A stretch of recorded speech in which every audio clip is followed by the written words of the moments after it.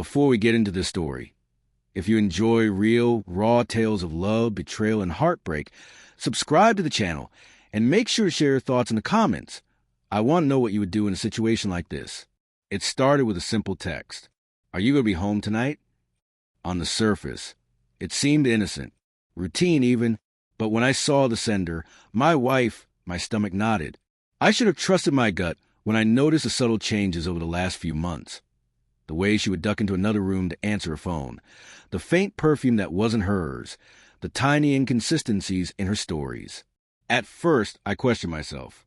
Maybe I was imagining it. Maybe I was being paranoid. But the feeling grew like a shadow in my chest. She had been coming home later than usual. Late nights at work, she said, but her eyes never matched her words. They darted, nervous, avoiding mine. I tried to rationalize everything. I was imagining patterns where there were none. I kept telling myself, trust her, don't ruin things over suspicion. But every small sign started piling up, missed calls, hidden notifications, sudden texts she would delete before I saw them. The first ray all hit came one quiet Sunday morning. I was looking for a charger in her bag and found a phone I didn't recognize. It wasn't a second device she owned. It was a secret.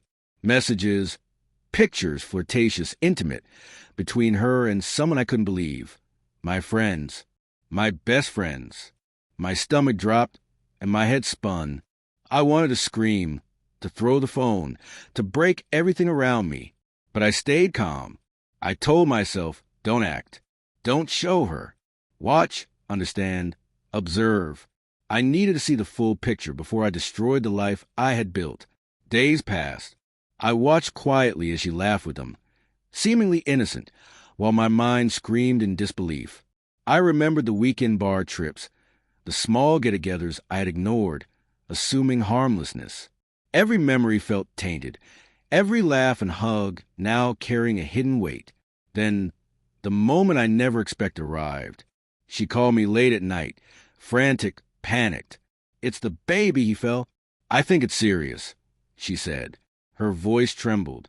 I rushed to the ER, adrenaline pumping, heart hammering. Not just for my child, but for the rising storm in my chest. I tried to stay calm. I didn't yell. I didn't accuse, even as the memories of her betrayal clawed at me from the inside. I focused on the child, on the immediate crisis. That was my anchor, my moral compass.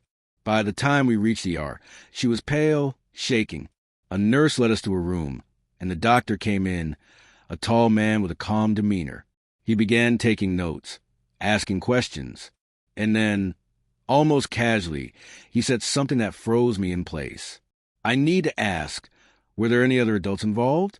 Sometimes accidents happen when boundaries are ignored. I frowned. What does he mean? My wife looked away, silent. Then the doctor glanced at me, quietly but firmly. Sometimes, children get hurt because adults aren't honest about their situations. I just need the truth to ensure proper care. I realized with horror that this wasn't just about the accident. He knew. Somehow he had pieced together her secret.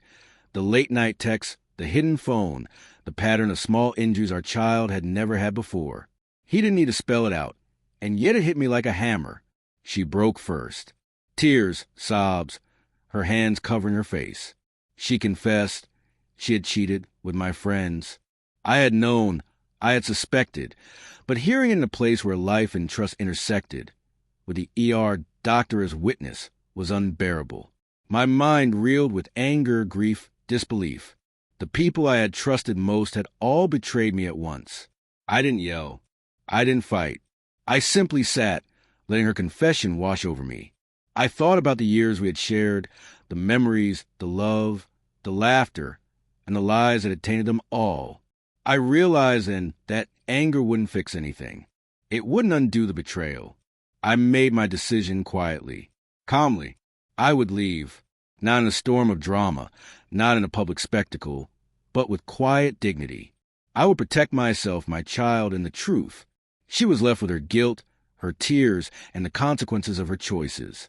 Walking out of that hospital, I felt a strange mix of grief and relief. The weight of betrayal pressed down on me, but beneath it was clarity. I had survived. I had maintained my composure. I had chosen integrity over destruction, peace over chaos.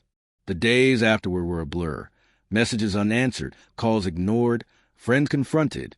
I discovered pieces of deception, each more painful than the last, but I never let myself lose control. I allowed myself to feel, to grieve, and ultimately, to rebuild. I realized something essential. Betrayal doesn't just hurt, it teaches. It teaches the value of self-respect, the necessity of boundaries, and the power of choosing yourself over a lie. I learned to trust my instinct again, to recognize red flags, and to value honesty above all else.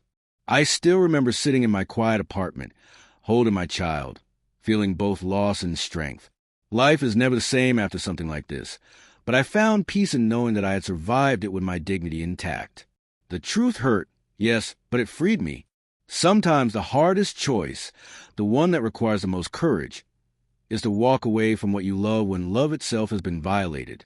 And sometimes, in that walking away, you find the strength to rebuild a life that isn't shadowed by lies.